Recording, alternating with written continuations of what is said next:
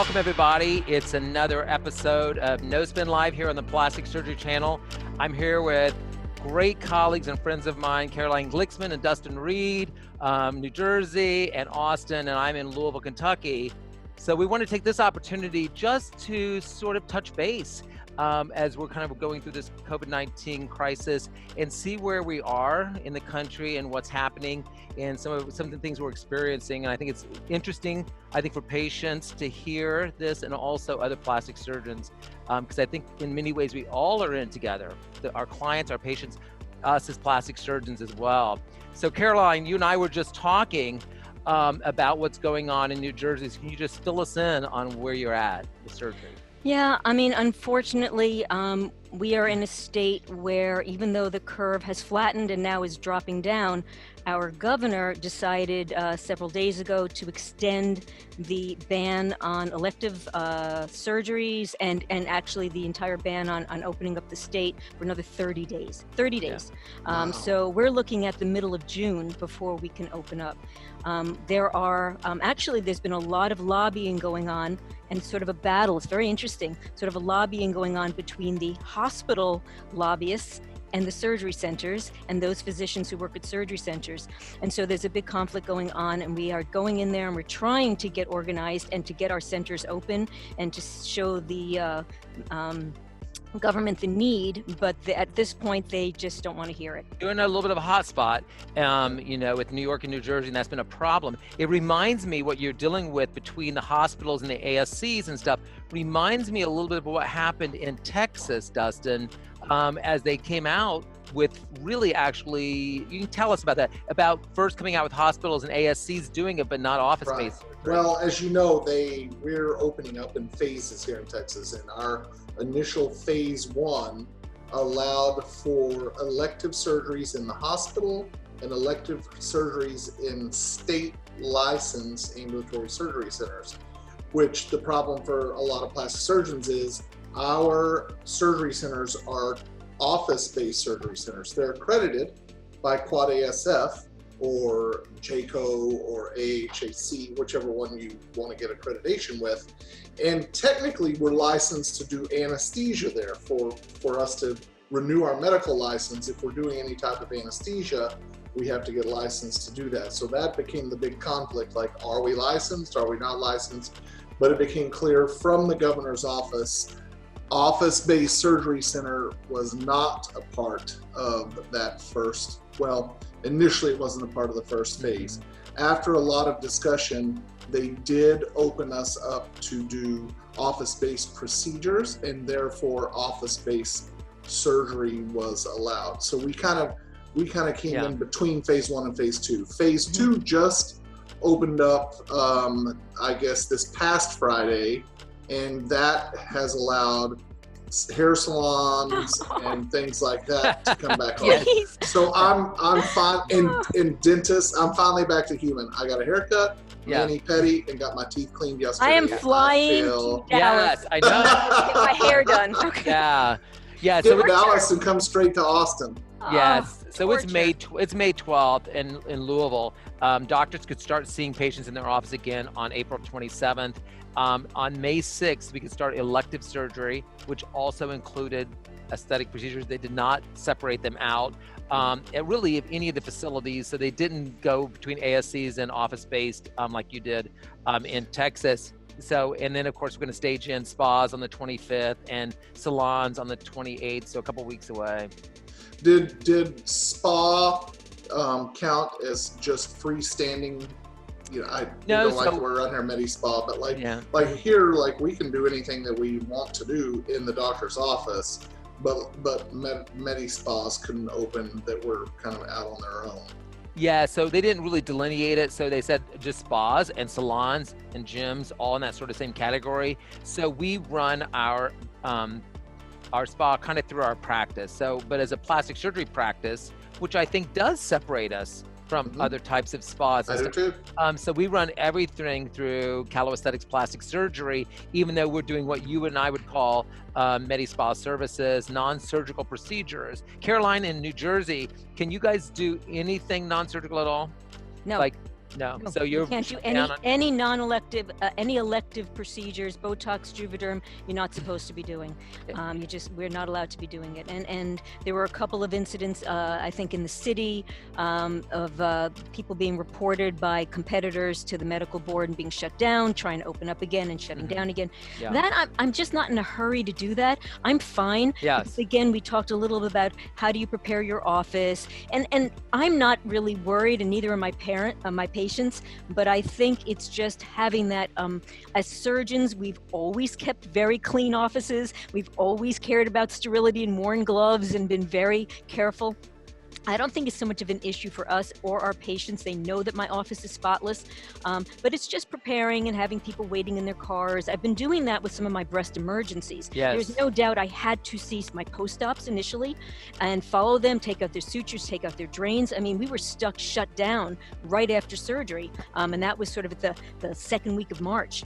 Yeah. And then I had some emergencies, seromas, patients I had to see and had to ultrasound.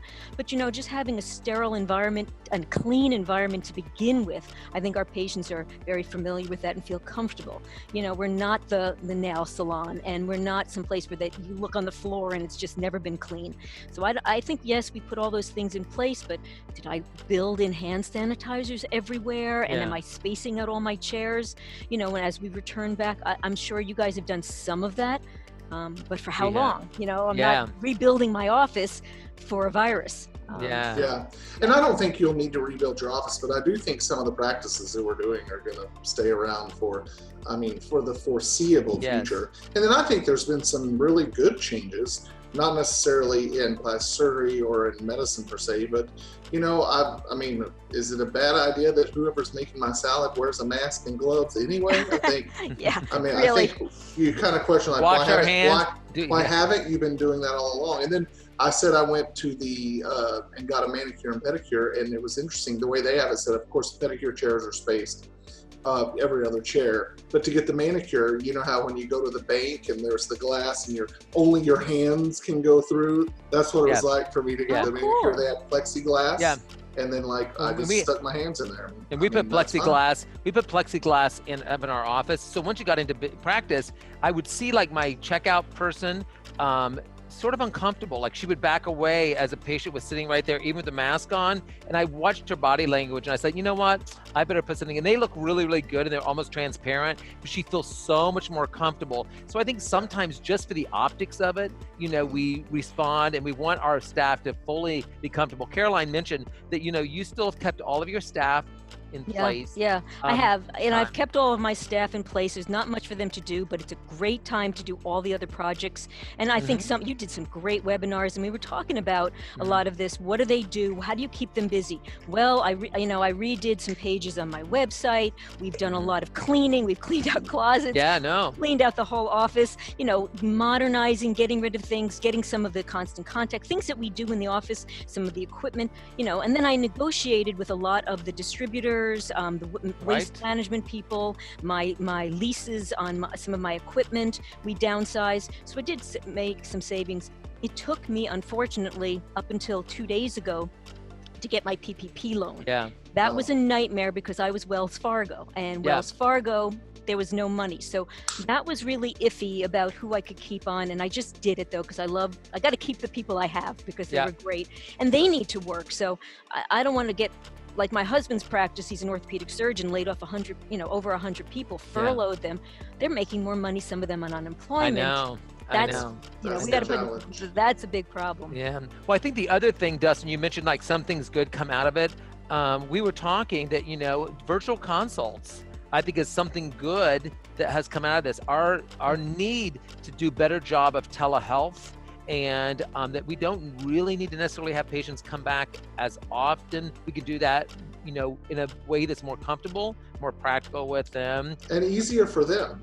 Sometimes I feel bad for patients who come in at 6 weeks. We mandate that they do it, just to have me say, yeah, looks good, and they come because they have questions and they do want me to eyeball something, but short of, unless they're having a problem, it's just so easy to do it in the consultation.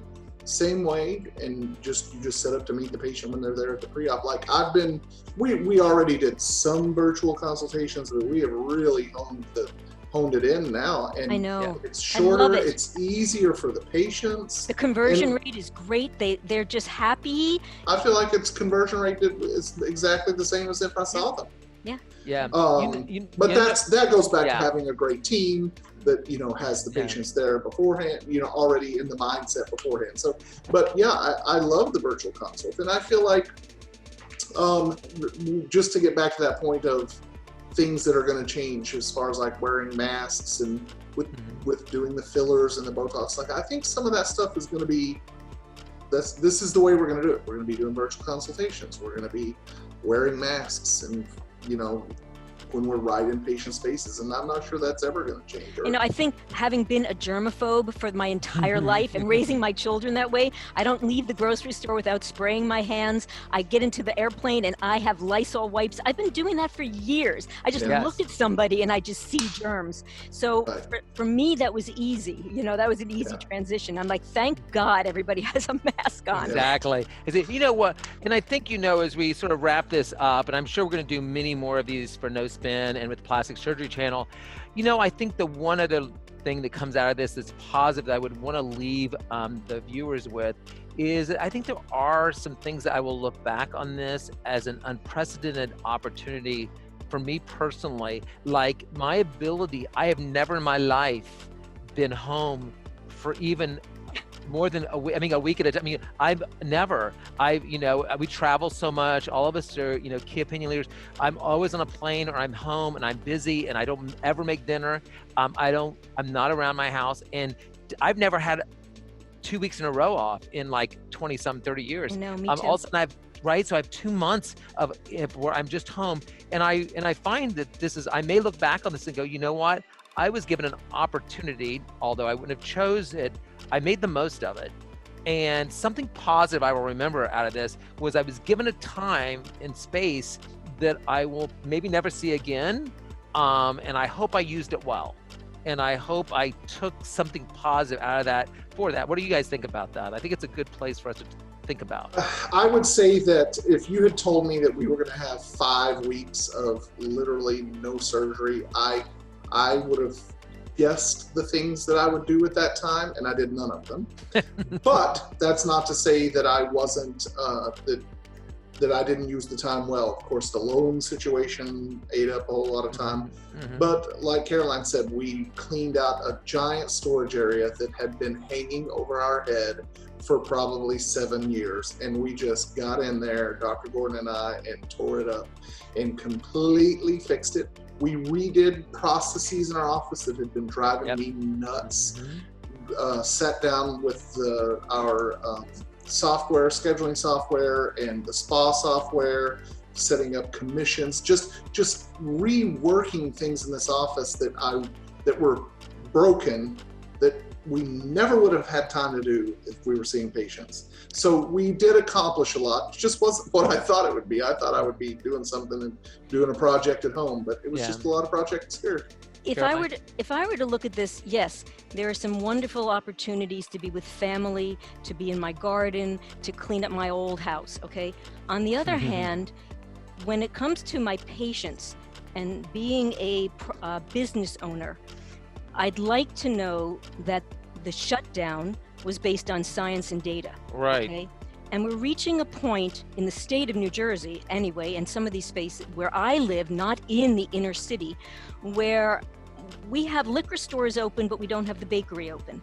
We have like I said, I have a 16-year-old patient who's had everything in her life, her graduation canceled, her summer trip canceled, her internship canceled, and now her breast reduction canceled. And that is a devastated young woman. And I just like to know that this was for a reason and that it legitimately ends and we can get back to taking care of our patients, because we may be plastic surgeons, but we have real patients with real issues and problems.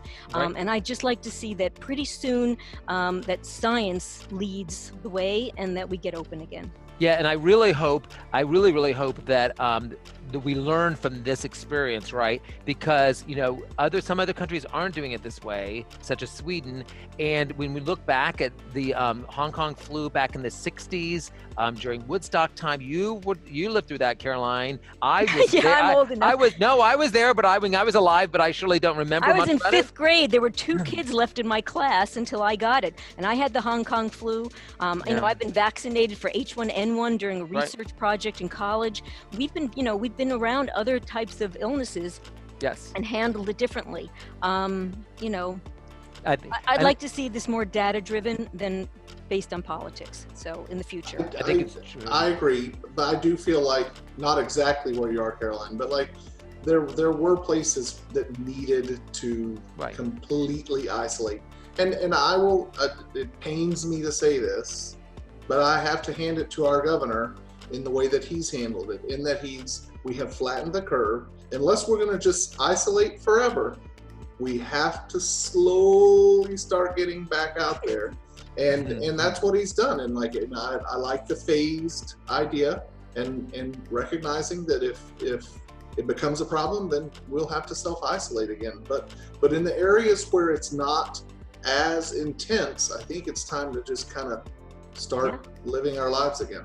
That's right. Yeah, well, I think what we've learned is that Caroline is a clean freak, which we're not surprised, and I think that's fantastic. And Dustin did not get his projects done at home like he wanted to, which we don't. And I think, you know, it was a time when we had this time off, but we couldn't even go to restaurants or go get our nails done or get our hair done. I mean, you know, it was an isolated time, so it kind of did. I could have stayed very busy doing all the other stuff I do, but we were back home. Well, thank you guys. You guys are both so smart and so caring of your patients and always thinking about them and how we can be better as individual physicians and also better for our profession and share with our colleagues all the time. You guys both do that throughout the year. And so I'm sure it was no different right here during this crisis that you would be here with us. So I appreciate it. And for all of us here at Plastic Surgery Channel and for No Spin Live, thank you, and we'll see you next time.